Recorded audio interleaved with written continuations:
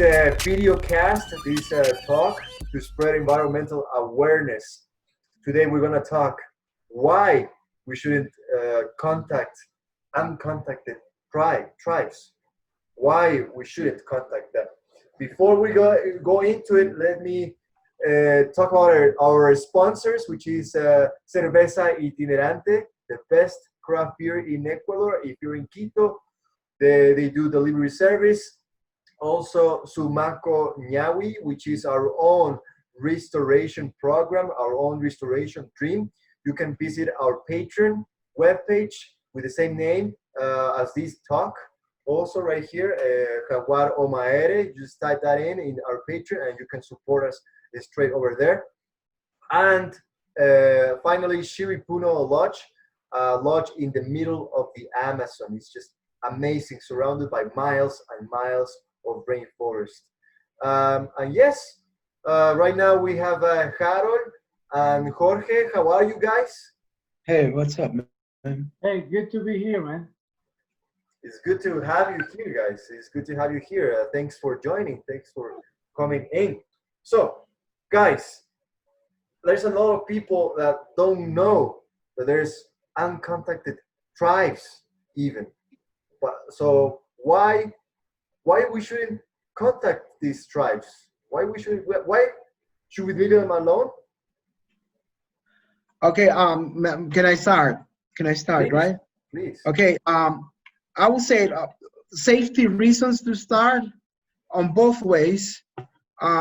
First of all, the safety of the people who are trying to contact them. Because we need to understand that there's a very clear statement from them. We do not want to be contacted. So by trying to do the opposite, you're putting your life in jeopardy. It's like if you read a sign that says "Beware of the dog," and you get and you cross and you pass the fence and you get into the place. What is going to happen? All right. So that's in one in our way. In the other way, in the way of the people of the uncontacted people, is, gee, man, we're carrying tons of viruses. We can wipe out the population in a matter of days, right? Then there's the other things, the cultural impact.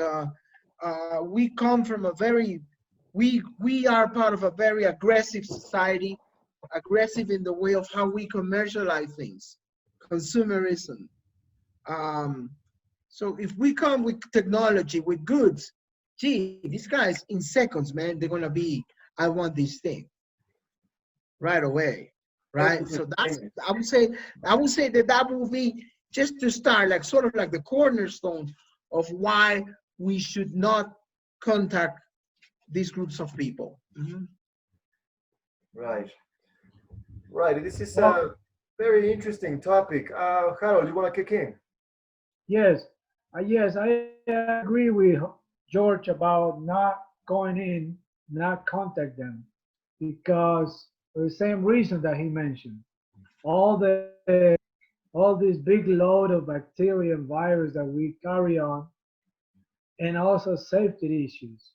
So, but my concern is the definition.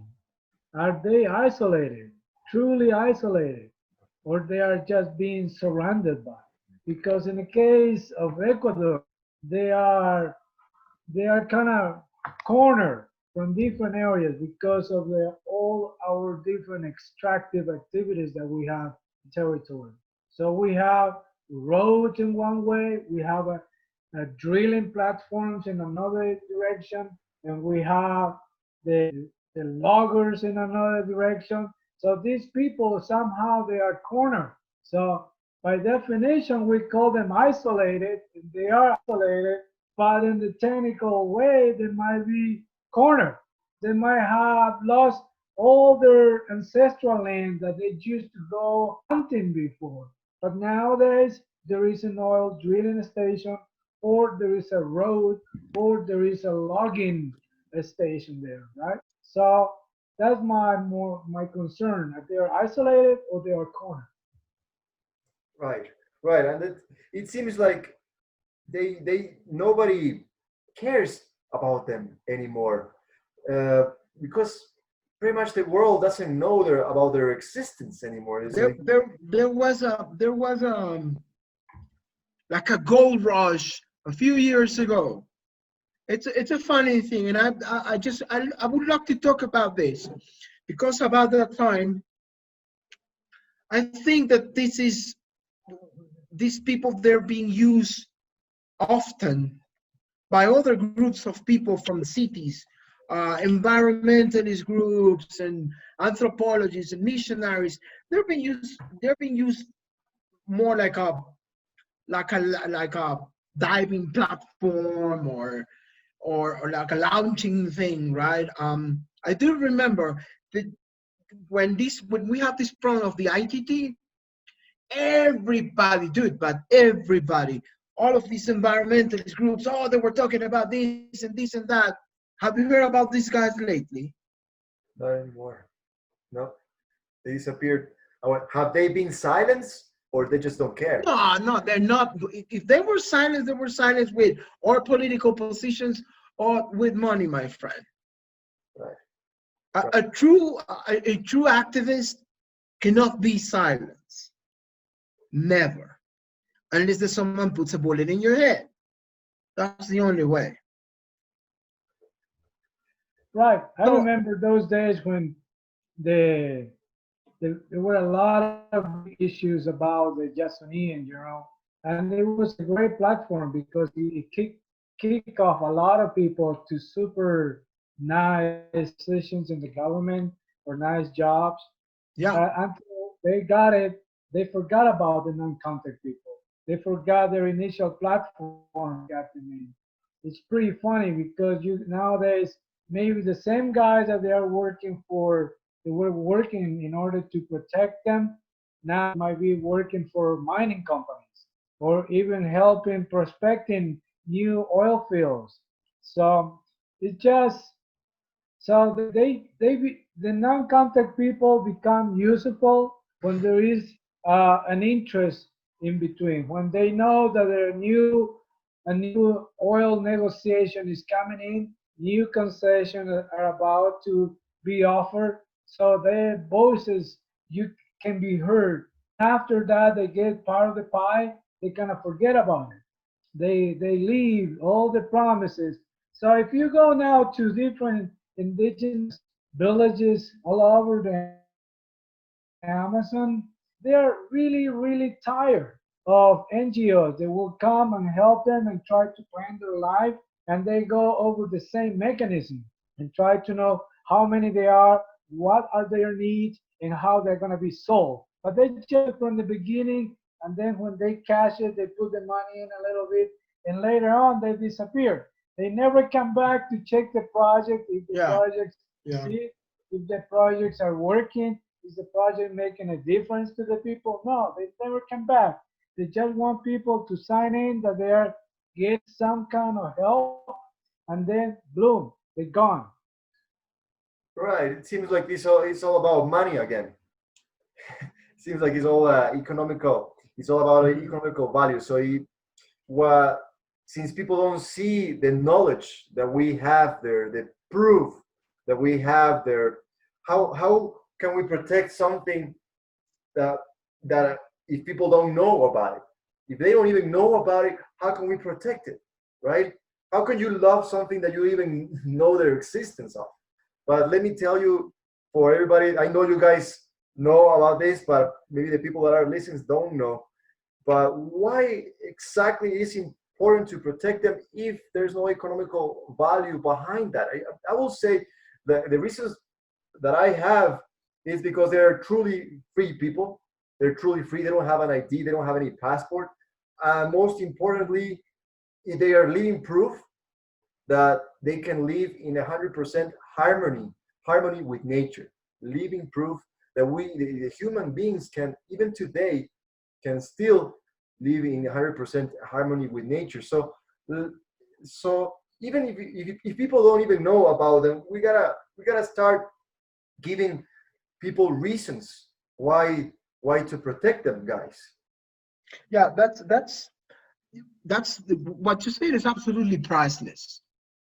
the fact that we just to for me the idea would be amazing just to leave them there as a reminder that we were like that, and that it's at some point in somewhere in the future we might be able not to live like that, because it's impossible nowadays because of the amount of people on earth, right? But to try to reestablish communication with nature, yes, it's possible, right? Sadly, and again, I don't want to sound pessimistic or anything, but sadly, uh, just thinking something within the same group of people, within the same Waorani, because these people are part of the Waorani, as you know, the Tagaeri and the Taromenani, within the same group, they are people that they want to contact them. So if these guys are trying to contact them, with no further uh, purpose than fame or recognition, oh, I'm the one who did that. Like being the first anthropologist or being the first missionary, or in the case of the indigenous people, Waorani people, oh, I'm the one who saved this group of people, right? If they don't respect that, then imagine the people who is in charge, what kind of respect they're going to have towards these people, right? So I think the whole point of this conversation is trying to make people to understand why we shouldn't contact them. But on their behalf, for me, the ideal thing will be to try to contact them in the right way. Sadly, there's no right way. But otherwise, these people are totally doomed to be absorbed by our society. And they're going to be absorbed not in the positive way. They're going to be absorbed by the other side, by the dark side of the society. Mm-hmm. I think the non-contact people is already being contact. We already contact them. Our way of life, our style of living has already contact. Because just imagine all the climate change that is going on right now, that is happening, is already reaching to them. So they today are experiencing that the sun is getting hotter, that the days are getting hotter, that the forest is getting silenced. So they're being already contact. So is I do not agree with we contact them right now because there is not an example in our history that has been successful. That all the contacts that have been throughout the history end up in tragedy, and loss of the culture. The big culture takes over the little ones, and it's our nature to oppress them and then disappear. So we can count and we can look up in our own experience how many different ethnic groups have been lost during our times. If we go along the Napo River, just an example, when the Spanish people came in, there was flourish with the Mawa people, and now they're gone. 500 years later, there is not a single one that speaks their own culture, their own language. All of them are gone. So we think about the Tetes, think about the Quijos people, think about all the different indigenous people that have been disappearing over and over. But that is natural. That's the way we do it. That's the way we evolve. So I think I do agree in a way that it should maybe we have to find a systematic way, a technical way that we can protect their culture because the example that we have learned today from the Warani people, they have been contact and or civilized or westernized is not good. It's not funny. It's not. It's pretty sad to see how they have changed all their lifestyle and now they are begging for food. They are begging for money when they are having the richest forest behind their forest, behind the road. So I think in Ecuador we are not ready because we are not putting enough time, money to it. Because we don't see there is an enormous value in keeping these people the way it is, in keeping still isolated. because that means knowledge, and knowledge is power, and power is money. It's a way to something that you can transact with. So the Ecuador should not is not putting enough time and in protecting them because the amount of money that they are bringing are not the same amount of money that oil brings. So oil brings huge amount of money that is easy to sneak in and to take in and to steal it from it. As mining does, as logging does, so oil does. So protecting a cultural heritage brings money, but in a different way. Brings money to different levels where the money is completely distributed more evenly. It will be more democratic if the money comes to protect people that are living in isolation. Right, right. It's just like you said. I totally agree with everything that both of you said. The utopic, the best way, the best thing that we could do is just leave them alone because that's what they want to. Yeah. But sadly, they do have a rope around their neck called globalization. Mhm. Sadly, because they are the governments, what they do, they just know what is going on, but they just look the other way because there's no economical interest in that. But like you say, Harold, there's so much knowledge in there that can be so powerful. It's not like in the last talk, like I feel like most of the people mindset is like, why don't we just contact them? I like to live with my Mercedes Benz. I like to live with my Mercedes Benz. Contacted. Why we don't give them the same thing? First of all, not necessarily happiness doesn't come from a Mercedes Benz necessarily. I would be personally super happy, but I don't really care.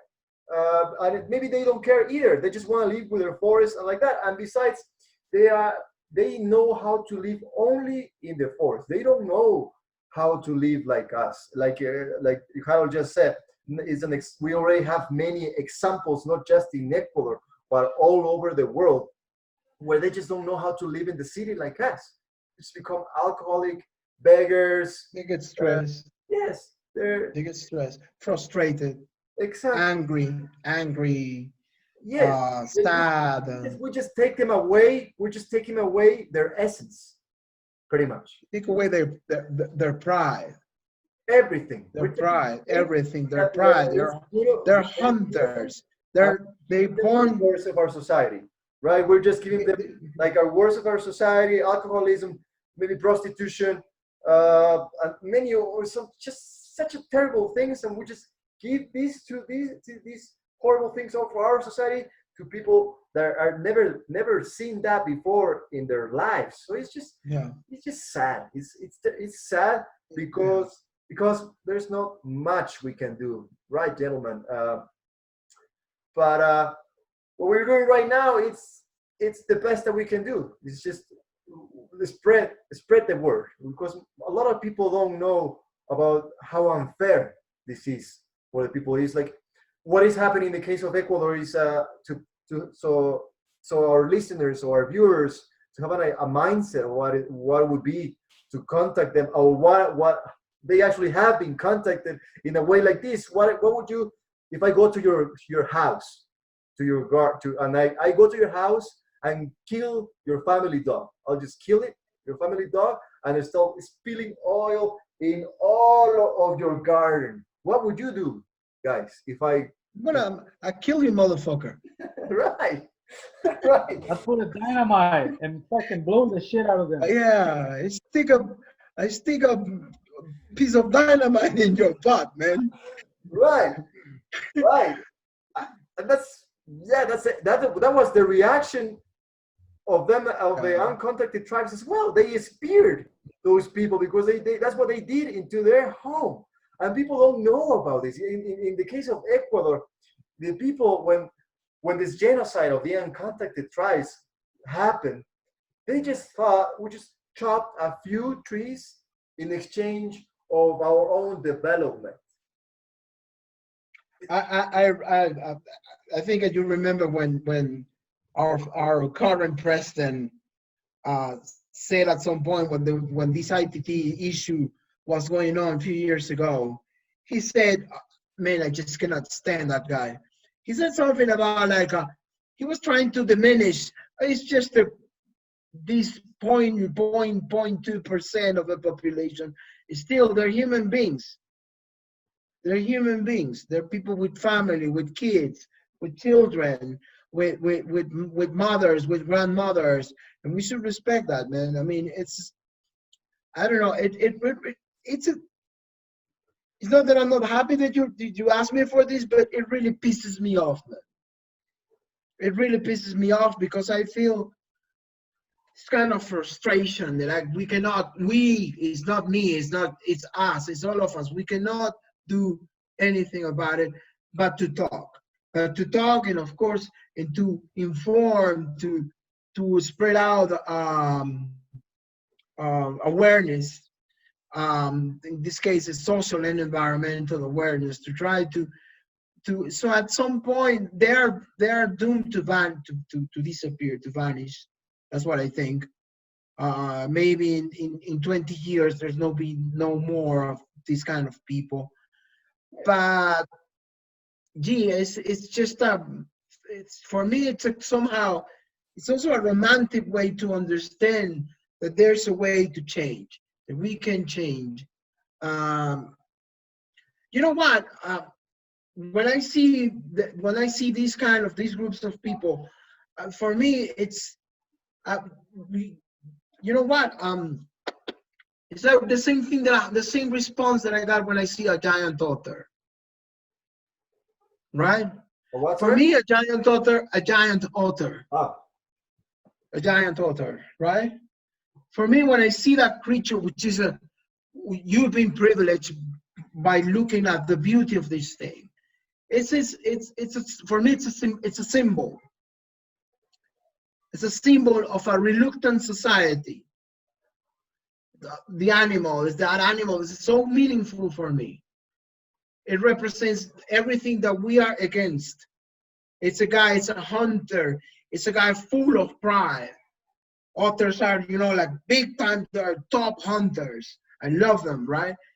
But they know that their place is shrinking and shrinking and shrinking every day. And they are always trying to avoid humans. And so I don't know, I think that's why it's so symbolic. And I compare them in the same way that I say, in the same way that I understand uncontacted people, I understand this group I compare them to the authors. Mm-hmm. Yeah, I would like to add that not contact them is should be our one of the best interests for us because we can learn different perspectives, as George mentioned in the other program, the different perspectives of seeing life, especially nowadays that we're kind of losing it, you know.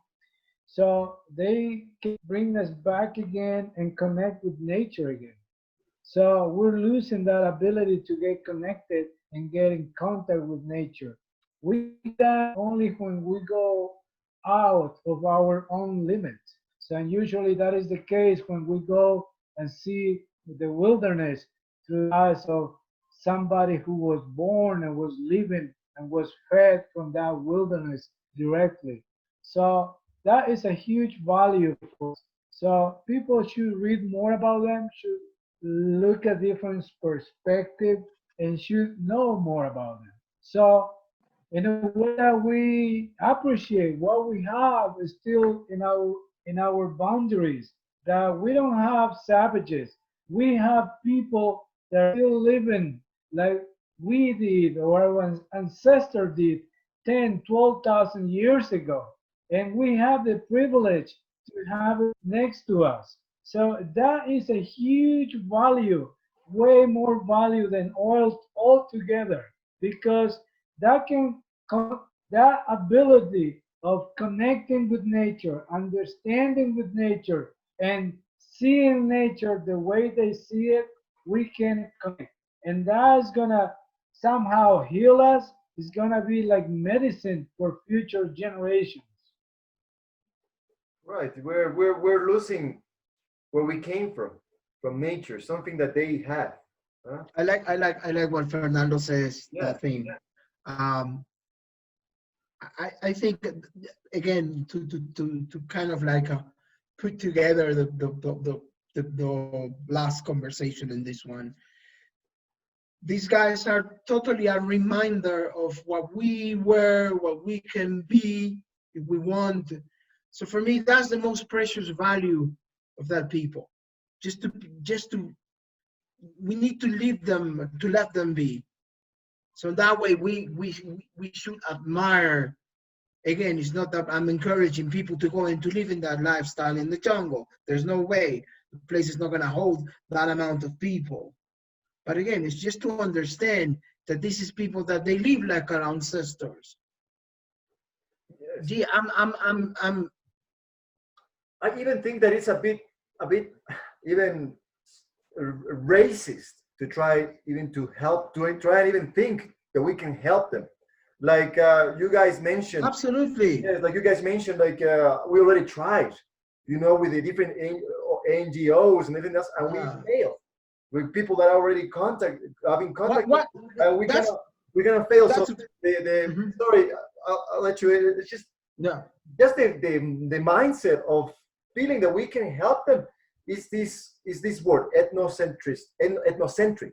Mhm. So we gotta fight our own ethnocentrism, which means that we think that we're superior. That our way of thinking is better than the rest. So sadly, practically every society is being like this. So we gotta fight this ethnocentrism in order to preserve these people, to stop being racist. It's like we're like parenting them. We're gonna bring them to this. This is racism, gentlemen. So we gotta fight this, huh?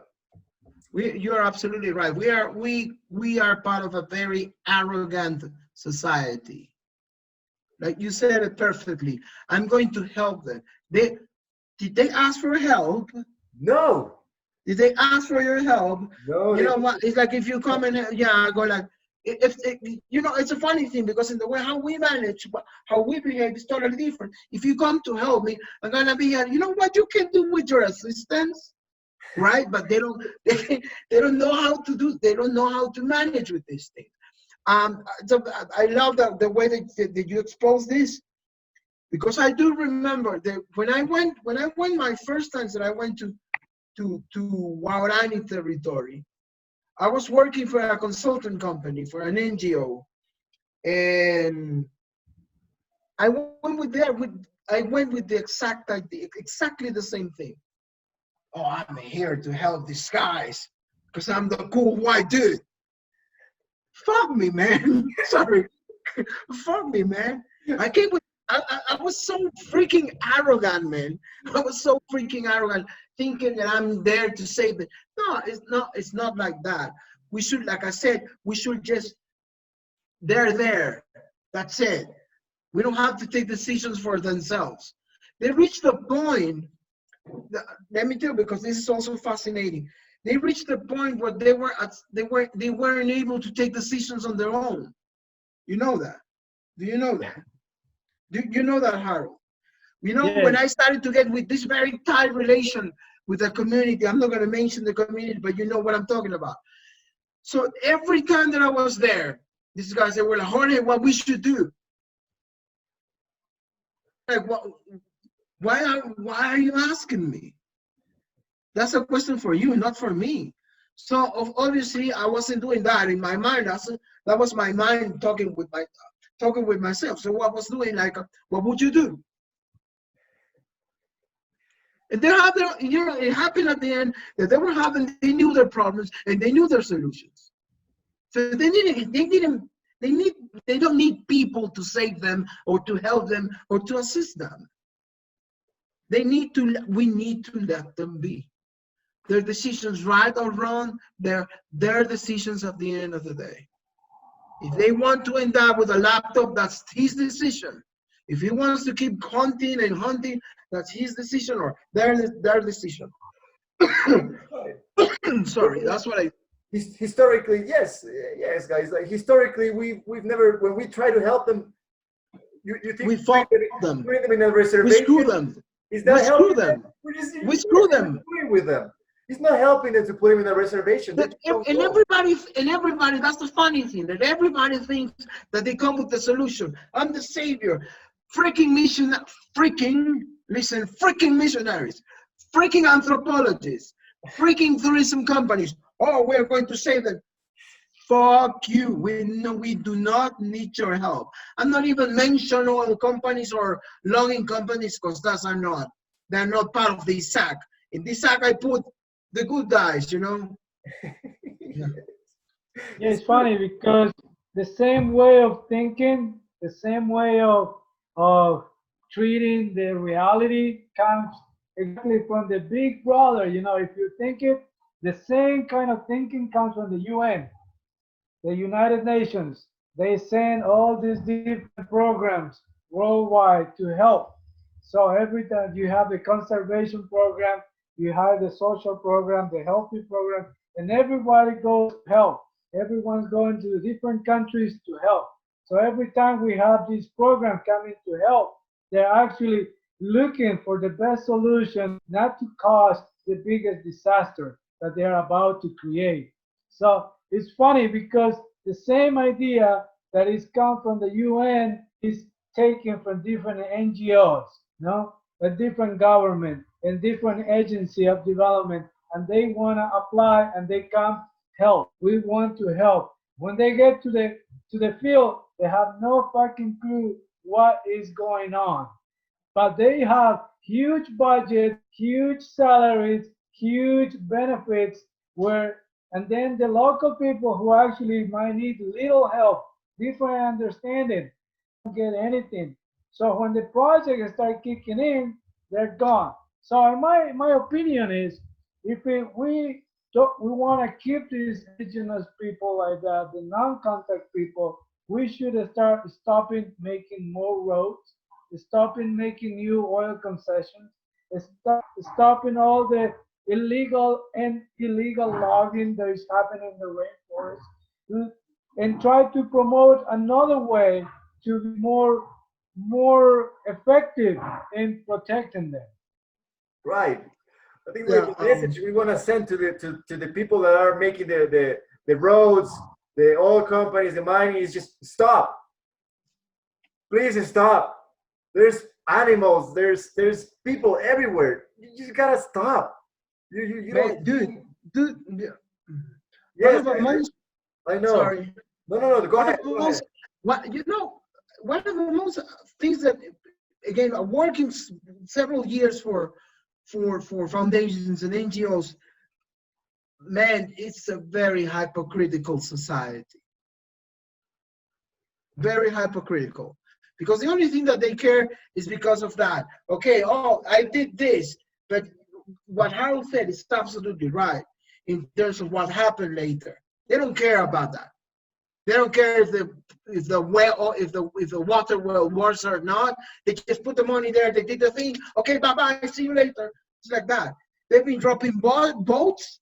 They give boats. They give engines, and they don't give oil. Then later, these guys are gonna be like, how should I move the boat? You know, they're causing more problems by bringing solutions. I'm gonna give a boat to the community, so they have a boat and now they have an engine.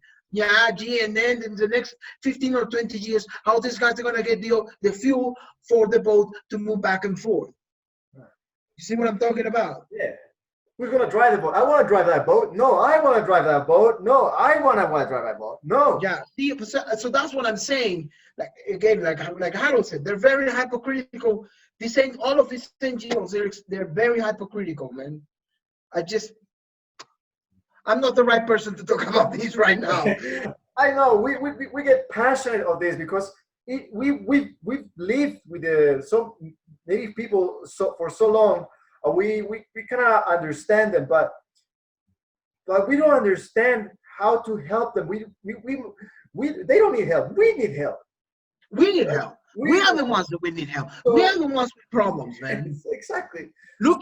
Trying to look to help people that they live in the freaking middle of nowhere, dude.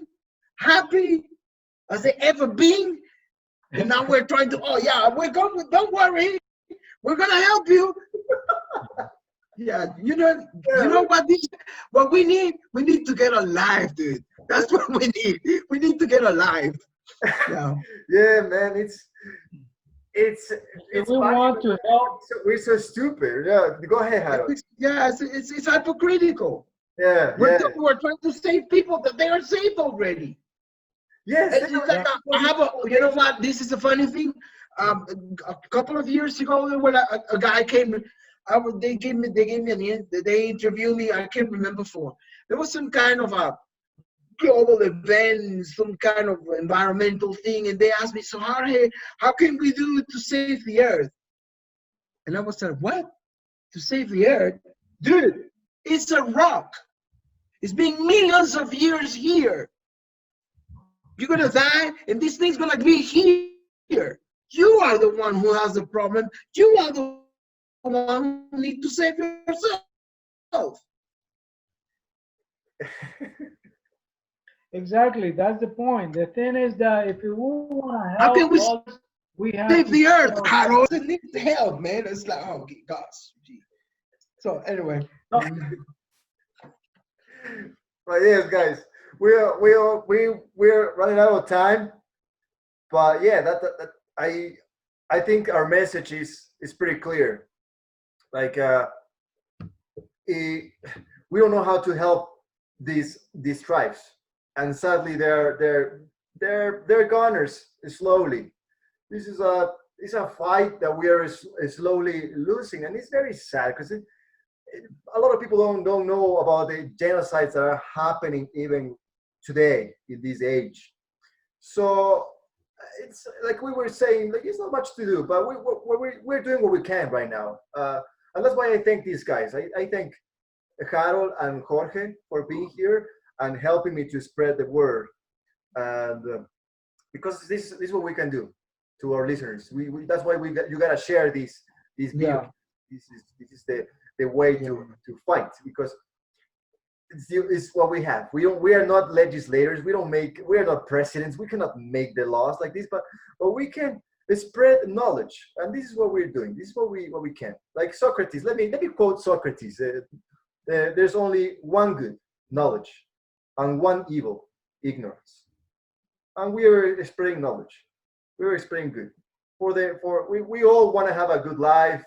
We all want to be happy in a nice world full of nature, and this is the. I want to get some massive waves. I want to get some good waves. Big surfing, bro. Right, waves with an ocean without trash. I want to Without trash. Yeah, yeah. Without any plastic bottles, or Exactly. in a river without petrol. I want to clean. I want it to be clean. I want to go. If you like fishing, you want to go to a lake where there's fish. Or trees around. So yes, please, anybody that is watching this or listening this, just share it, because it's for the good of everybody. It's for the well-being of everybody. Okay. So thank you, everybody. Thank you, guys, and see you next time with topics like this. Yes. Great to be here, man. Great to share. Gracias.